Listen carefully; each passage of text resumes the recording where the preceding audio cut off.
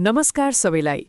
आज यहाँ कुनै गाह्रो व्याकरण वा भारी सिद्धान्त बताउन भन्दा पनि शब्दसँग खेल्दै, हाँस्दै र सोच्दै एउटा महत्त्वपूर्ण सिप सिक्न गइरहेका छौं। के तपाईले कहिले सोच्नु भएको छ, केही शब्द सुन्दा किन हाँसो आउँछ, केही वाक्यले किन सोच्न बाध्य बनाउँछ, किन केही शब्दले हाम्रो दिमागलाई झस्काउँछ, मनलाई छोइदिन्छ र सोचलाई अर्कै दिशामा मोडिदिन्छ? त्यसको कारण शब्द मात्र होइन, शब्द प्रयोग गर्ने तरिका हो। त्यो जादु हो, शब्द खेलको। आजको कथामा हामी शब्दसँग खेल्छौं, तर हरेक खेलपछि त्यसको वास्तविक अर्थ पनि बुझ्छौं। कल्पना गर्नुहोस्, एउटा गाउँ जहाँ मानिसभन्दा शब्दहरू बढी सक्रिय छन्। यो गाउँ हो शब्दपुर। यहाँ अर्थ अलिक गम्भीर देखिन्छ, ध्वनि सधैँ उफ्रिन्छ, तुक लयमा हिँड्छ र हास्य बिना एक दिन पनि चल्दैन। अर्थात् अर्थ बिना शब्द अधुरो छ र शब्द खेल बिना भाषा नीरस छ। शब्दपुरको चौतारीमा एक दिन सेतो दाह्री, शान्त आँखा र गहिरो मुस्कान भएका, ज्ञान र अनुभवले भरिएका शब्दनाथ गुरु आए। शब्दहरू केवल बोल्नका लागि होइनन्, तिनीहरू सोच खोल्ने चाबी हुन्। शब्द सही ठाउँमा प्रयोग गरियो भने त्यसले हाँसो पनि ल्याउँछ र सन्देशलाई गहिरो पनि बनाउँछ। शब्दखेल के हो त? गुरुले स्पष्ट पार्दै भने, शब्दखेल भन्नाले शब्दको अर्थ, ध्वनि वा संरचनालाई चतुर तरिकाले प्रयोग गर्नु हो। यसमा शब्दको अर्थ, ध्वनि र संरचनालाई यसरी प्रयोग गरिन्छ कि सुन्ने मान्छे एकछिन अड्किन्छ अनि मुस्कुराउँछ। यसको उद्देश्य मनोरञ्जन, ध्यान तान्नु र सन्देशलाई मनभित्रसम्म पुर्याउनु हो। सरल भाषामा भन्नुपर्दा शब्दसँग सोचेर रमाइलो तरिकाले खेल्नु नै शब्दखेल हो। त्यही बेला रमाइली नामको शब्दले हात उठाइन्। गुरुजी, मेरो नाम रमाइली हो र म घरकी माइली छोरी हुँ। हामी शब्दसँग किन यति धेरै खेल्नुपर्छ? किनभने खेल बिना भाषा नीरस हुन्छ। शब्दखेलको उद्देश्य हो मनोरञ्जन, हाँसो सृजना र सन्देशलाई मनभित्रसम्म पुर्याउनु। सुरुमा पन अर्थात् एउटै शब्द दुई काम, जसको अर्थ शब्दसँग खेल्नु हो। पानी पनि जीवन, पानी पनि समस्या। पहिलो उदाहरणका लागि अब गुरुजीले कागलाई बोलाए। कागले काङ्ग्रोमा काङ्ग्रो खायो। यहाँ काग र काङ्ग्रो ध्वनिमा मिल्दोजुल्दो छन्। वास्तविक अर्थ परिस्थितिमा कागले काङ्ग्रो अर्थात् गङ्गटो वा क्र्याब खाएको सामान्य कुरा हो, तर ध्वनि मिलेकै कारण वाक्य रमाइलो र हास्यपूर्ण बनेको छ। यसलाई भनिन्छ पन।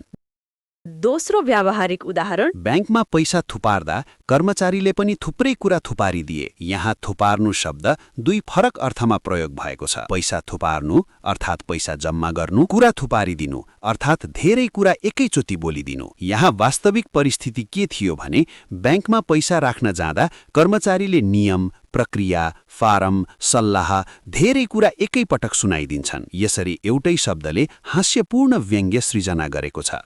शब्दपुरमा आज ध्वनि निकै फुर्तिलो देखिन्थ्यो। ऊ गुरुलाई देखेर भन्यो, गुरुजी, आज म पनि खेल्न पाउँछु? गुरुले मुस्कुराउँदै भने, खेल मात्र होइन, हँसाइदेऊ। त्यसपछि ध्वनिले सबैतिर हेरेर भन्यो, किराले केरामा केरा खायो। सबै शब्दहरू एकछिन चुप अनि हाँसो फुट्यो। वास्तविक अर्थ अवस्था। वाक्यको अर्थ साधारण छ। किरा अर्थात् वर्मले केरा अर्थात् फलमा बसेर केरा खायो, तर किरा र केराको ध्वनि मिलेकै कारण वाक्य रमाइलो र खेल जस्तो बन्यो। पनमा अर्थ साधारण भए पनि ध्वनिको खेलले भाषा मुस्कुराउँछ। अब आयो तुकबन्दीको पालो, जहाँ ध्वनिले सम्झन सजिलो बनाउँदाको पहिलो उदाहरण।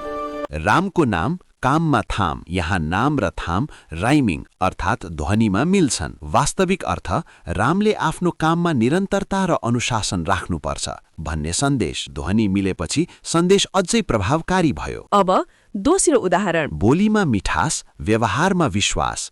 वास्तविक अर्थ मानिसको बोली मिठो भएर व्यवहार भरोसायोग्य भए सम्बन्ध मजबुत बन्छ। ध्वनि मिलेकै कारण यो वाक्य सजिलै याद रहन्छ। यसलाई भनिन्छ तुकबन्दी अर्थात् राइम। अब तुक र लय हात समाएर आए। तिनीहरू बोल्दा शब्दहरू गीत जस्तै बग्थे। तुकले भन्यो, ध्यान एक, परिणाम नेक। शब्दपुर शान्त भयो। सबैको टाउको हल्लियो। यसको वास्तविक अर्थ के हुन्छ भने जब एउटै विषयमा ध्यान दिएर काम गरिन्छ तब नेक वा राम्रो सफलता हात लाग्छ। तुकबन्दीले सन्देशलाई सजिलै सम्झन लायक बनाउँछ, त्यसैले प्रशिक्षण र भाषणमा अत्यन्त प्रभावकारी हुन्छ। अब दोहोरो अर्थ, जहाँ हुन्छ सोच उल्ट्याउने खेल, अर्थात् अर्थ पल्टिँदा सोच चल्छ। अब गुरुजीले सबैभन्दा चलाखीपूर्ण खेल देखाए। यहाँ पहिलो उदाहरण, माछा खाने मान्छे, मान्छे खाने माछा। एकछिन मौनता अनि हाँसो। पहिलो वाक्य, मान्छेले माछा खान्छ, सामान्य कुरा। दोस्रो वाक्य, माछाले मान्छे खान्छ,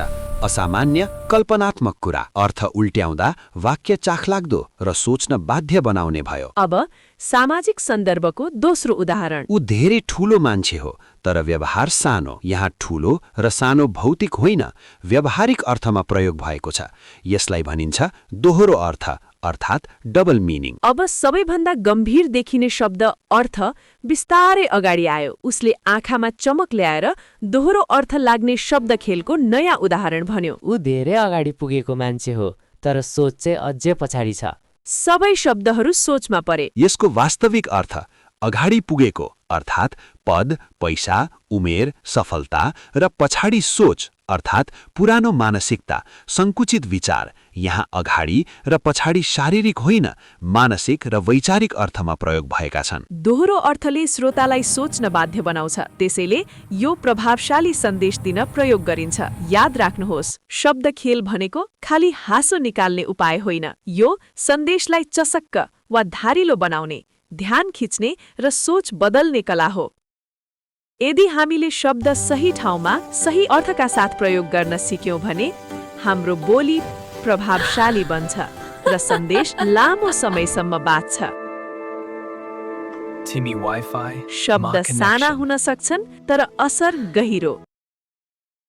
यदि तपाईलाई आजको शब्द खेलको यात्रा मन पर्यो भने लाइक गर्नुहोस्, शेयर गर्नुहोस् र यस्तै अर्थपूर्ण कथाको लागि च्यानल सब्स्क्राइब गर्न नबिर्सनुहोस्, किनभने शब्दसँग खेल्दा सोच अझै स्पष्ट हुन्छ। यो शब्द खेल श्रृङ्खलाको प्रारम्भिक भिडियो हो। तालिममा प्रयोग गर्न सकिने विभिन्न विषयहरूमा आधारित शब्द खेलका उदाहरणहरूलाई यस च्यानलका भिडियोहरूमा हेर्दै जानुहोला। यसपछिको भिडियो तालिम वा प्रस्तुतिकरणमा प्रयोग हुन सक्ने शब्द खेलका उदाहरणहरूका साथमा पहिलो 1 मिनेटको जादुको बारेमा रहनेछ। धन्यवाद। नमस्कार।